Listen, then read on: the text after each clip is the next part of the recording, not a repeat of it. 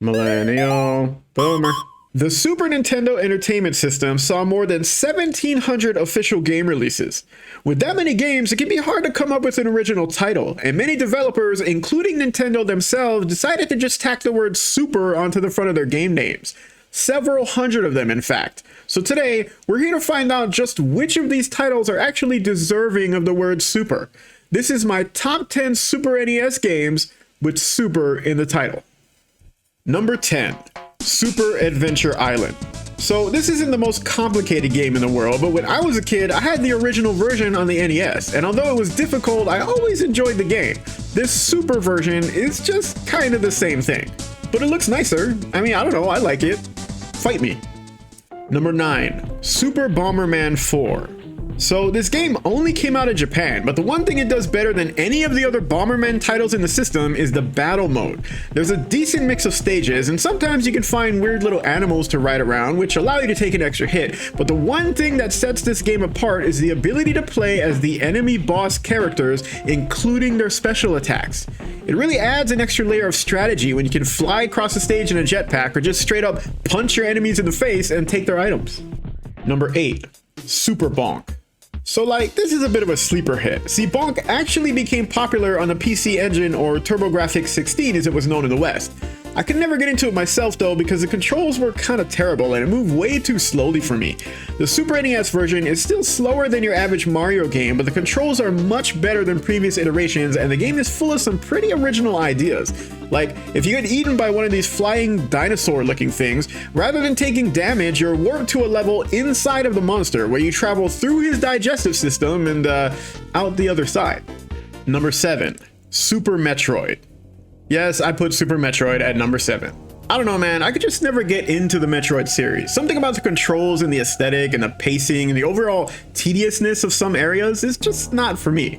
But I do have respect for the things that Metroid has done for gaming. I mean, there's an entire genre called Metroidvania basically, so I had to put it on the list. Fight me. Number 6. Super Mario Bros. 2 Yoshi's Island. Here's another contentious choice. There are those who say this game is terrible and shouldn't even be considered a Mario game, and then there are those like me who loved this game as a kid. It was a late release in the console cycle, so it's probably one of the best looking Super NES games, and it introduced a number of innovative mechanics that ended up basically spawning an entire Yoshi's Island series.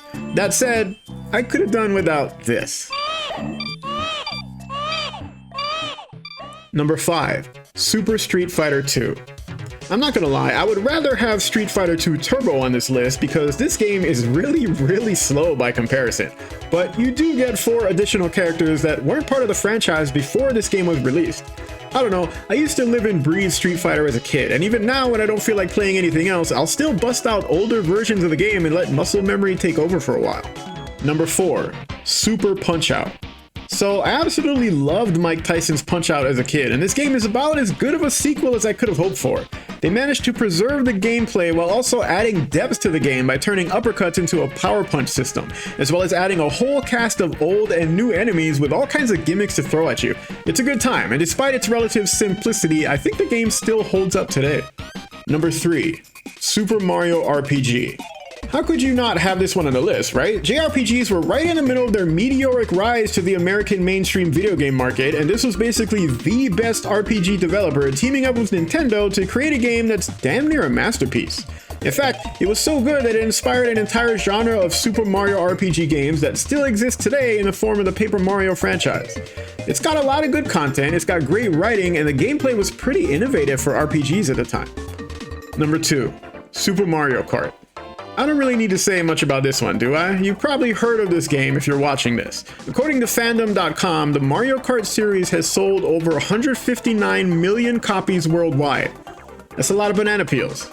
I will say one thing, Koopa is clearly the best character in the game, so why you guys gotta leave him out of the N64 and GBA versions of Mario Kart? That's racist.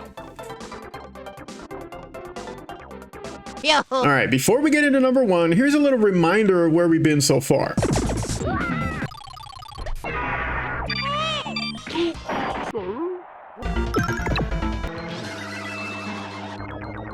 And here's a little reminder of where you could be, my Twitter account. It's the first place I'll be posting updates about any upcoming videos, and it's the easiest place to reach me if you want to tell me how much you hate my content. But enough about that, let's get back to number 1. Number 1, Super Mario All-Stars plus Super Mario World. You might think it's cheating to have what is essentially 5 games in the number 1 slot, but for me it's really all about Super Mario World. I just figured, why not choose the version that came with 4 extra games? On the real though, when I first opened my Super NES on Christmas morning when I was like 10 years old, I didn't even bother opening the rest of my presents until later that night because I was just so into this game. Even today, I'll have trouble remembering all kinds of important information, but I'm pretty sure I'll remember how to get the full 96 stars in this game for the rest of my life. It's the pinnacle of 2D Mario games. Fight me. Thank you so much for watching another video in the Top 10 Again retro game series. If you like what you saw here today, don't forget to like and subscribe, and feel free to drop a comment below if there's anything you'd like to see in a future video. Peace out.